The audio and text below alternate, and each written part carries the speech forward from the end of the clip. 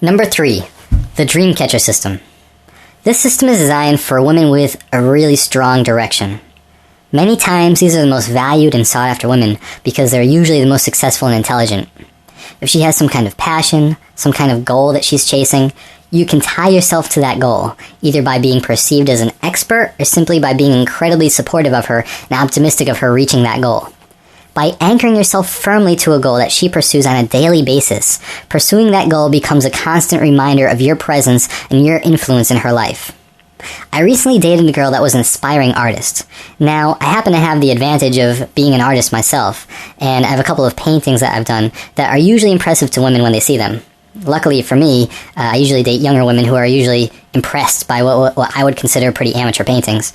For a while, however, I was pretty serious about it, and so I came to understand what was involved in becoming a professional artist. So I let her borrow some books that I had. I talked about things that broadened her awareness about becoming an artist, and I even gave her insight that could help her on her way. Again, having the advantage of usually dating women 10 years younger than I am, I have the advantage of having a lot of surface knowledge on a lot of different topics. And that knowledge is usually pretty impressive to women. I can act almost as a father figure to women by demonstrating an understanding of their ultimate goal and paths in life.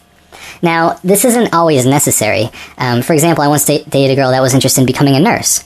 Now, I know absolutely nothing about specifics of becoming a nurse, but knowing enough about human nature and the reasons why people pick the things that they do, I was able to pull it off. I knew that if a girl wanted to become a nurse, then most likely she's very nurturing, supportive, and a caring person. Also, an extrovert.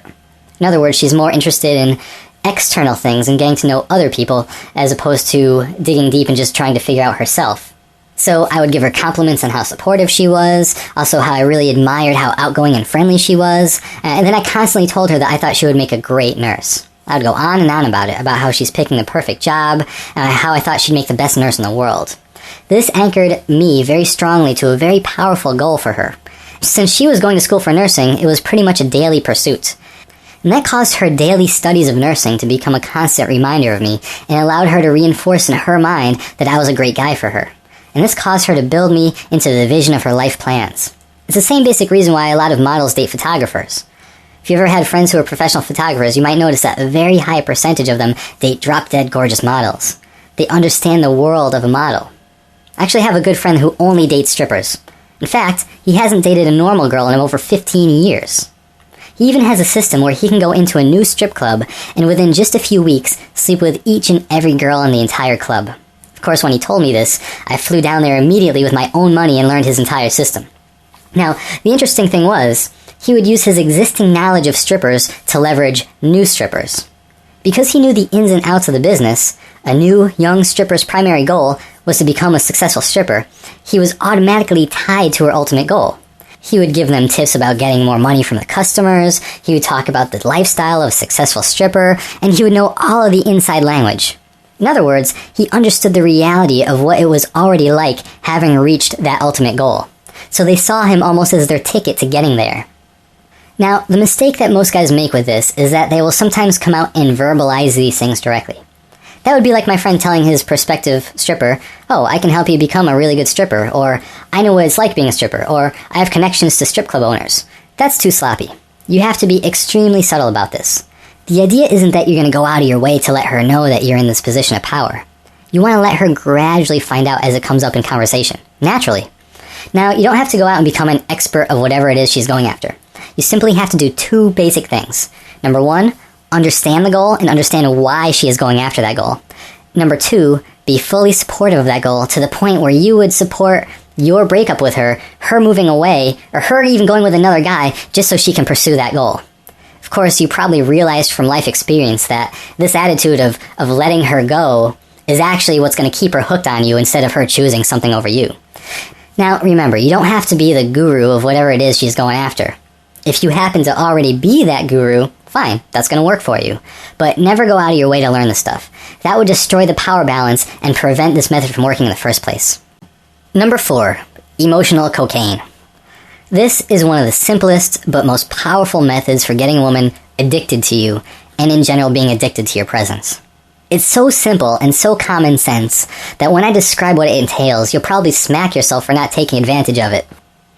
In reality, people are constantly doing this already, every time they interact with a woman, but no one is, number one, doing it strategically, and number two, using it to their advantage. It's a very fundamental idea based on the power of association. When you're having a good time and feeling good emotions, you will associate that feeling with your surroundings and form what are known as anchors. An anchor is a term from psychology, and it's used quite a bit in the subdiscipline of NLP. The most well-known example of anchoring is the story about Pavlov's dog. Ivan Pavlov was a Russian psychologist who was pretty much the father of classical conditioning. He was doing a study on salivation and was ringing a bell as he served dinner to his dogs. So he would ring a bell, then give them their food. Ring a bell, then give them their food. And this went on for days or even weeks. When he found that At some point, he found that if he just rung the bell, even if there was no food there, the dogs would still salivate. What happened was that the dog's brain associated the sound of the bell with eating. Those two events became connected on a subconscious level, a level of autonomic nervous response. Salivation is actually a parasympathetic nervous response, but that's besides the point. When they heard the bell, they didn't think about anything, they just automatically began to salivate. In NLP terms, you could say that the bell became an anchor to trigger the state of salivating in the dogs. When using emotional cocaine, you become the anchor to good feelings for her. So in other words, when you are around, be it your voice or your physical presence, she will automatically and unconsciously experience euphoric feelings. She won't know why, and she won't think about it consciously. Instead, she'll just experience feelings and emotions throughout her entire body. Her heart will race, her mood will elevate, and she'll feel very much attracted and drawn to you on a physical level. Now, before I begin breaking down this method, I have to issue a word of caution. Emotional cocaine involves a bit of her experiencing, well, let's call it withdrawal. Don't take this the wrong way. If you get into a relationship with a girl and something bad happens and she needs you, I'm not saying you should abandon ship and flake out on her.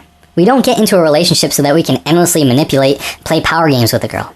An understanding of power and status and attraction and psychology is important so that you can beat out other guys and have a relationship on your terms. But ultimately, we get into relationships to improve our own lives. When you are fulfilled by a woman and you form a genuine connection with her, your perceptions become sharper, clearer, food tastes better, we become more productive in our work, we become more creative. That's why we do this. So, just keep that in mind. Okay? The use of this method starts out, hopefully, with you meeting her in a positive situation. Now, you don't always have control over this, but I've noticed very positive effects from meeting women in really fun or exciting situations. There's reduced flaking, more enthusiasm for meeting you a second time, more pleasant feelings associated with you, and definitely much easier sexual escalation. So, I've met women on their birthdays. I met a girl while she was on a date with another guy. I met a woman while she was taking a lap dancing class. Actually, it was right after the class. I met a girl while she was on vacation. I met a girl at karaoke, and I suck at karaoke, by the way. I met a woman while she was out carelessly spending her husband's money at a high-end department store. And these are all examples, but like I said, a lot of times you don't have control over this. But just knowing that meeting a woman in a situation where she is really enjoying herself will anchor these good feelings to you. She will continue to date you in order to get those good feelings back. This is a huge advantage that is massively overlooked by guys. I mean, compare that to meeting a girl online or in class or something. There's just no comparison. It's the same thing when you meet a girl when you're on vacation.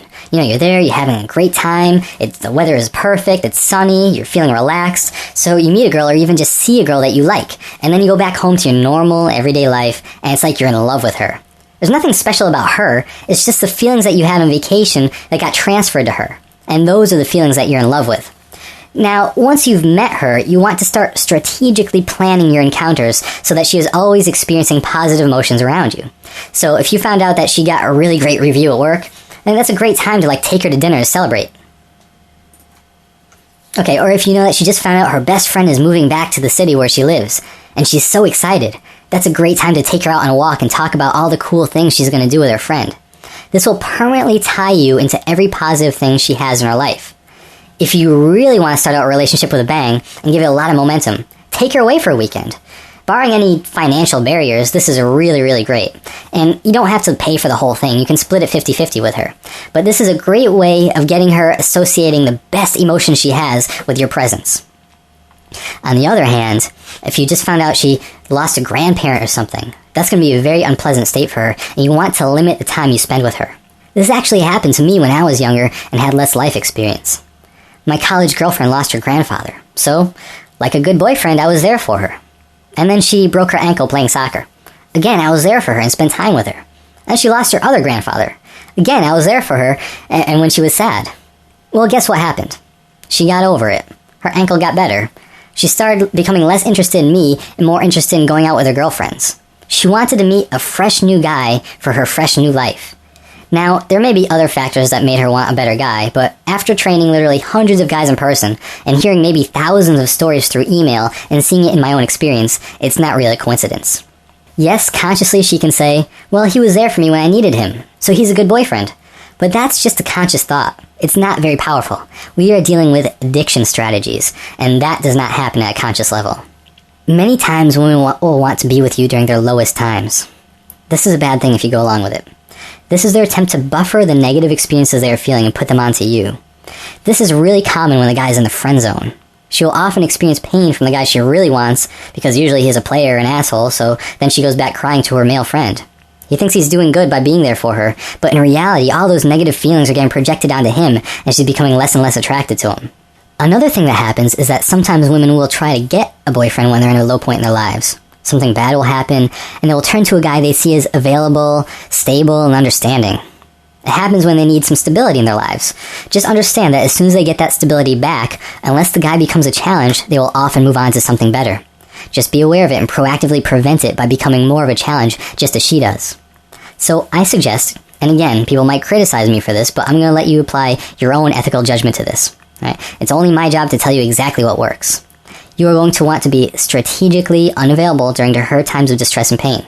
And have a good excuse, too. Make sure the reason you give her is one where you have plausible deniability. Work or family-related ones work pretty well. Again, a word of warning.